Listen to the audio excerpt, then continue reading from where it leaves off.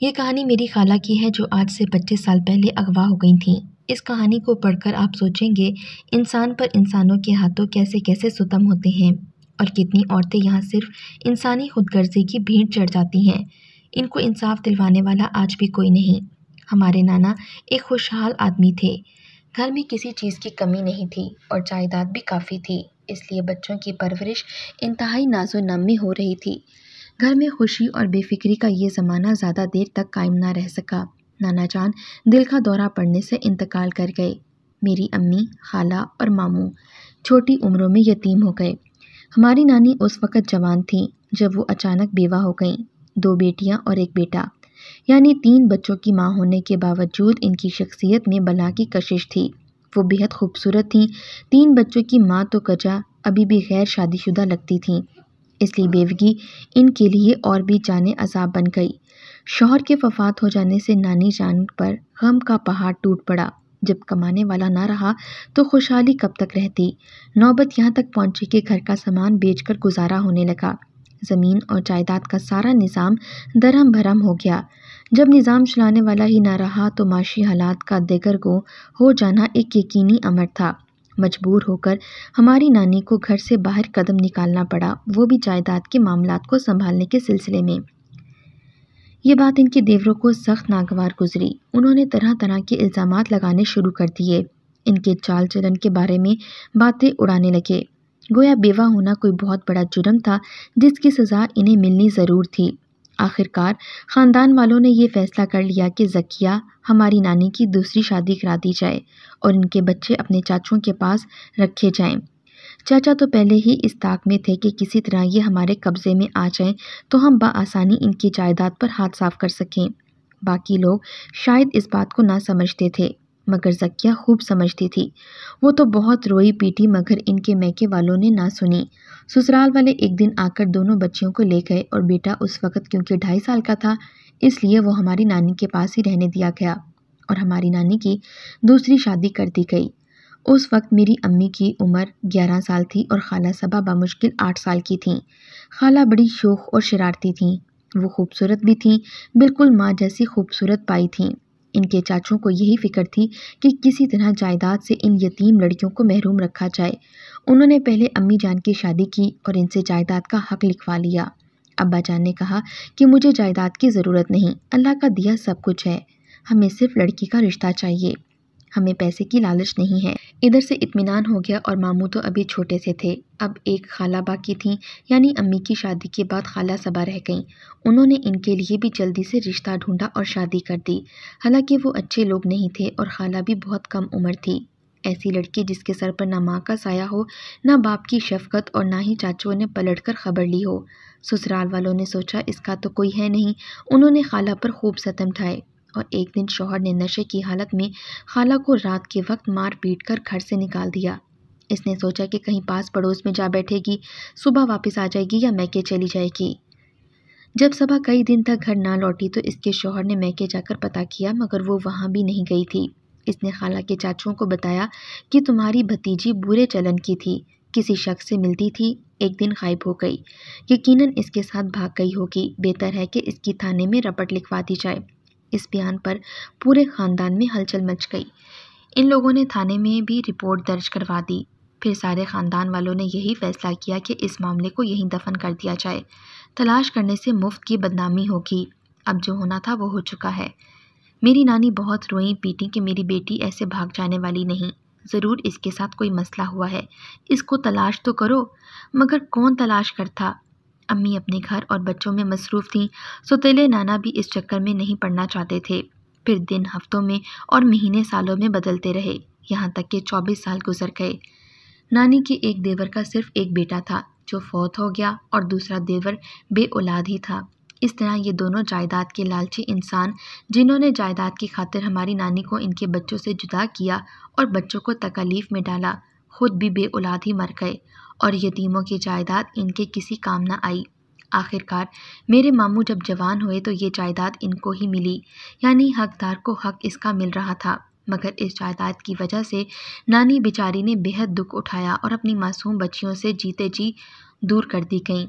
फरवरी की एक खुश्क शाम थी जब दरवाजे पर दस्तक हुई। मैंने दरवाज़ा खोला। सामने मेरे मामू जान खड़े थे। अम्मी जान ने पूछा कैसे आना हुआ। कहने लगे हमारी खोई हुई बहन का पता चल गया है, वो एक देहात में मौजूद है। हमारे शहर की एक लड़की काफ़ी अरसा पहले गुम हो गई थी जो इसी देहात में फ़रोख्त की गई थी। वो किसी न किसी तरह वहाँ से भाग निकलने में कामयाब हो गई तो इसने आकर बताया कि वहाँ एक औरत जो अपना असली नाम सबा बताती है मौजूद है और अपने शौहर का नाम और अपने रिश्तेदारों के नाम भी बताती थी जो कि हमारे ही नाम थे। मामू जान ने जब सुना तो बेचैन हो गए।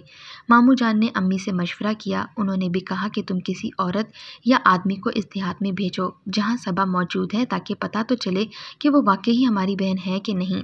अम्मी और मामू ने मोहल्ले की एक औरत और इसके शौहर को तैयार किया जिनके अजीज़ इस गांव के करीब रहते थे।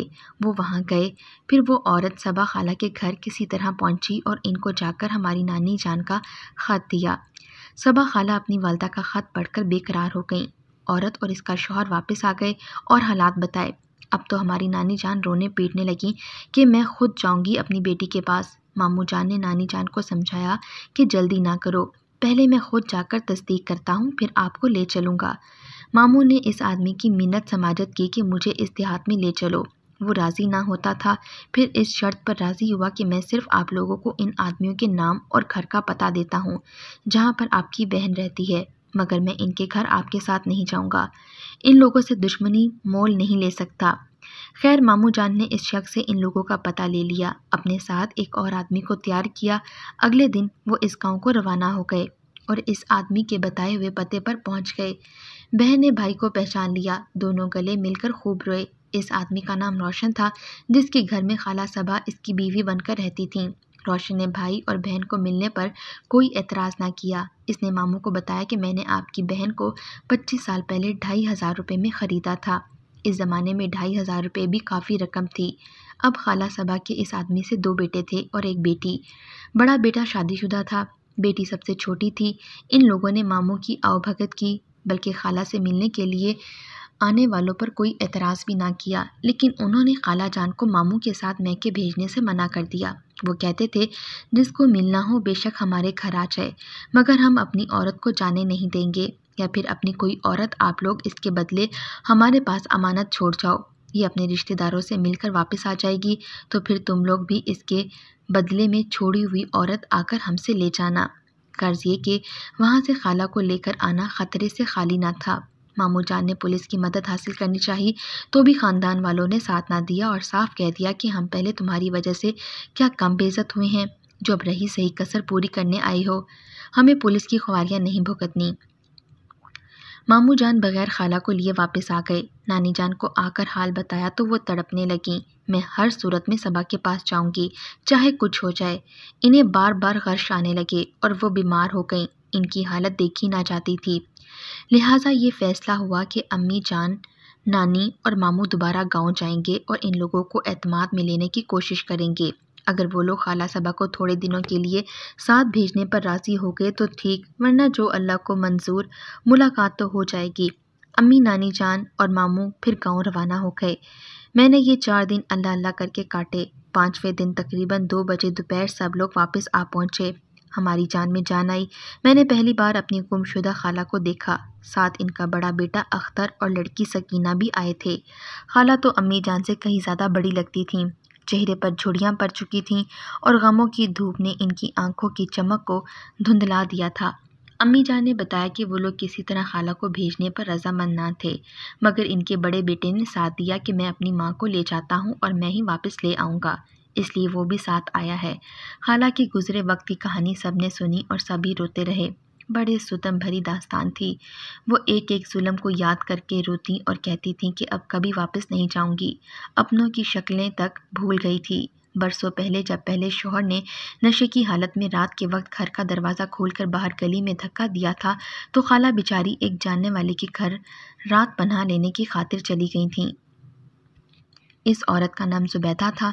खाला ने सोचा था कि रात को जुबैदा आपा के पास रात गुजार लूँगी, सुबह सोचूंगी कि क्या करूं। खाला ने बताया जब मैं जुबैदा के घर पहुंची और इसको माँ का कहा तो इसने गले से लगा लिया। बड़ी तसल्ली दी और खातिर तवाज़ा भी की। कहने लगी, बेफिक्र होकर यहाँ सो जाओ, मैं सुबह ही तुमको तुम्हारे मैके पहुँचा दूँगी। सुबह इसने शौहर को साथ लिया और मुझे तांगे में बिठाकर बसों के अड्डे पर लाई। यहाँ से हम लारी में बैठे। हम रास्तों से नावाकिफ़ थे। मुझे कुछ पता न चला कि ये मुझे कहाँ लेकर जा रहे हैं। जब हम एक गांव में उतरे तो ये मुझे किसी और के घर में ले आए। जब मालूम नहीं ये कौन सी जगह थी, मगर ये अजनबी लोग थे। मुझे यहाँ छोड़कर ये दोनों मियाँ बीवी गायब हो गए। मैंने रोना शुरू कर दिया तो इन लोगों ने मुझ पर बहुत सख्ती की कि चुप रहो और पिछली ज़िंदगी को भुला दो, क्योंकि हमने तुमको रकम देकर ख़रीदा है। फिर मेरा निकाह ज़बरदस्ती कर दिया गया। मेरा शौहर मुझे एक देहात में ले आया जहाँ इसके कुछ रिश्तेदार पहले से ही रहते थे। ये लोग मुझसे बहुत मेहनत कराते थे, मारते भी थे, कभी रहम भी खाते थे। मैं रोती थी, कभी चुप हो जाती थी।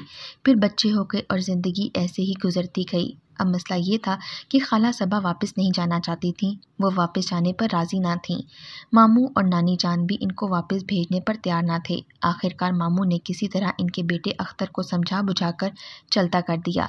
सकीना ने भी माँ को छोड़ वापस जाने से इनकार कर दिया। अख्तर को बहुत गुस्सा आया। जाते जाते वो ये धमकी देकर गया कि मैं अपनी माँ को वापस लेकर जाऊँगा या तुम लोगों से बदला लूँगा। मामू जान वकील के पास गए ताकि कानूनी तहफ़्फ़ुज़ हासिल कर सकें। इसने केस का मशवरा दिया और मामू ने इन लोगों पर केस कर दिया। चंद महीने इस तरह से गुजर गए। खाला सबा कभी नानी जान के पास रहती, कभी अम्मी जान के पास, तो कभी मेरे मामू और मुमानी के घर रहती। मगर हालात की सुतम ज़िरफ़ी देखें कि जल्दी तमाम रिश्तेदारों के रवैये बदलने लगे। सब खाला सबा को तंज का निशाना बनाने लगे। सकीना अलग परेशान रहती। रिश्तेदार मशवरा देते थे कि सकीना की शादी कर दो और खाला सबा की भी कहीं शादी कर दो ताकि वो लोग आकर इन्हें फिर ना ले जा सकें। पहले खावंद के पास गए, वो नशे में अधमुआ होकर जिंदा लाश बन चुका था। इसने खाला के हालात में दिलचस्पी नहीं ली। अम्मी जान अपने मामलात में उलझी हुई थीं। मुमानी भी खाला की परवाह करने पर तैयार ना थीं। नानी जान बूढ़ी होकर खुद एक जिम्मेदारी बन चुकी थीं। इन दो औरतों का बोझ खानदान वालों पर पड़ गया। अब सभी खाला और इसकी बेटी को बोझ समझने लगे। इस दौरान एक मर्तबा मैं मामू के घर गई तो खाला ने रोकर मुझे कहा कि नजमा, अल्लाह के वास्ते तुम ही इन लोगों को समझाओ कि अब मेरी और शादी ना करें। मुझ बूढ़ी हड्डियों को मजाक ना बनाएं। मेरी उम्र अब शादी करने की नहीं रही। वो रो रो कर कहती थीं, मैं सारी ज़िंदगी इन लोगों की खिदमत करके गुजार लूँगी, मगर इनको कहो मेरी शादी ना करें। इनकी बातें सुनकर मुझे बहुत दुख हुआ, मगर मैं क्या कर सकती थी? सिर्फ तसल्ली ही दे सकती थी। मैंने कहा, खाला आप फिक्र ना करें, ये लोग आपके अपने हैं, कोई दुश्मन तो नहीं है। ये लोग वही करेंगे जो आपके हक में अच्छा होगा। इस दौरान ख़ानदान में मुख्तलिफ रिश्तेदार ज़ेरे बहस लाए जाने लगे। आखिरकार एक रिश्ता पसंद कर लिया गया। इस आदमी का नाम मुनीर था। पहली बीवी वफ़ात पा चुकी थी और औलाद भी जवान थी। घर बार चलाने के लिए एक औरत की ज़रूरत थी। इसे मामू ने खाला का निकाह पढ़वा दिया। इस निकाह की तकरीब में हमारी अम्मी जान ने भी शिरकत की। वापस आकर अम्मी जान ने बताया, आदमी तो बस ठीक ही लगता है, अब आगे सबा की किस्मत। अब खाला की शादी को साल हो चुका है। हम लोग अबू ज़हबी आ चुके हैं। खाला की बेटी भी इनके साथ रहती है। ये दोनों माँ बेटी नए घर में किस हाल में हैं अल्लाह जाने। लेकिन मुझे तो जब भी खाला जान की ज़िंदगी याद आती है, दिल में एक खलिश सी पैदा हो जाती है। सोचती हूँ कि बाज़ औरतें कितनी बदनसीब होती हैं जिनको उम्र भर चैन से जीना मैसर नहीं आता, जैसा कि हमारी खाला सबा हैं, जिनकी ज़िंदगी के 25 साल इंसानी खुदगर्जी की भीड़ चढ़ गए।